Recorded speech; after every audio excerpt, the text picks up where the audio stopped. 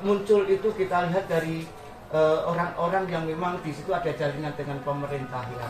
Untuk mengatur penggunaan anggaran dan untuk mengatur terkait dengan keputusan untuk masuk di sumber daya alam karena uangnya banyak dipakai untuk politik dan lain-lain.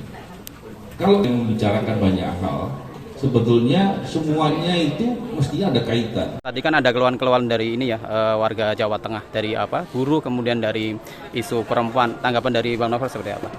Ya, tadi saya mendengar memang permasalahan-permasalahan kita ini kan banyak dan ini terjadi di mana-mana. Saya sangat yakin sekali bahwa terjadinya masalah-masalah sosial begini, ini semua karena ada praktek-praktek korupsi. Dan tentunya saya tentunya berharap semua pihak yang berkaitan dengan isu-isu ini mau melakukan upaya-upaya membawa permasalahan di atas meja. Jangan terus kemudian ada pihak-pihak tertentu yang justru malah membuat framing atau menutupi permasalahan ini sehingga seolah-olah nggak ada permasalahan. Dengan dibawa ke atas meja, kita berharap atau kita memaksa semua pihak untuk mau untuk memperbaiki, untuk berbuat. Kalaupun tidak, kita mengajak semua masyarakat untuk peduli dan kemudian kritis atau melakukan segala sesuatu agar sedikit banyak memaksa semua pihak yang punya tanggung jawab dan kewajiban terkait dengan urusan ini mau kemudian memperbaiki atau paling tidak mengeliminir permasalahan ini sehingga ke depan menjadi lebih baik. Mungkin ini kan Jawa Tengah menjadi salah satu wilayah penting, apalagi di sini juga ada baca pres ya, dan gubernur mungkin dia juga 1 dekade memimpin Jateng, mungkin ada catatan-catatan sendiri. Bagaimana? Tentunya saya tidak pada posisi memberikan catatan. Tentunya saya melihat itu sebagai kesempatan. Ketika kita letakkan segala permasalahan di atas meja, tentunya kita bisa sampaikan ke semua pihak, termasuk juga kepada para calon presiden. Apalagi yang di Jawa Tengah, kalau ini terkait dengan salah satu cawapres ya, itu bisa juga disampaikan agar itu menjadi komitmen untuk perbaikan dan harus dikawal bersama-sama. Tentunya ini sebaiknya juga tidak disampaikan di salah satu cawapres saja, tapi semuanya, karena kita melihat segala permasalahan ini terjadinya nggak cuma di Jawa Tengah barangkali, di tempat-tempat lain juga ada.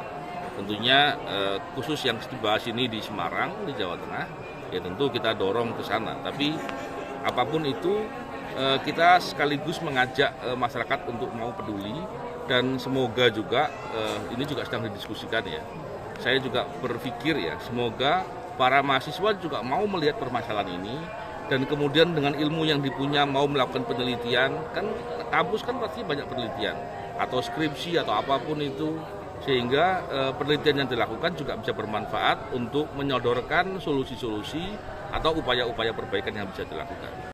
Jadi pertama begini, bahwa kita tahu situasi di negara hari ini tidak hanya melulu soal kekerasan secara struktural atau vertikal yang dilakukan oleh negara ya, tapi bagaimana negara menanggapi isu-isu yang sebenarnya terjadi di kelompok masyarakat gitu, dinamika masyarakat sendiri, salah satunya soal kekerasan seksual, dan bagaimana itu sebenarnya masih banyak sekali terjadi ya dikarenakan karena tidak banyaknya pendidikan terkait soal pencegahan kekerasan seksual gitu, atau bahkan di pembuatan RUU TPKS pada saat itu, terus juga ketika misalkan di dalam rancangan undang-undang tersebut itu juga tidak melibatkan publik yang cukup luas ataupun tidak adanya meaningful participation, yang pada akhirnya keberadaan dari UU TPKS ini juga tentunya masih banyak sekali bolong-bolongnya, masih banyak sekali ruang-ruang kosongnya, dan juga tidak maksimalnya sosialisasi atas UU TPKS ini terhadap masyarakat gitu, sehingga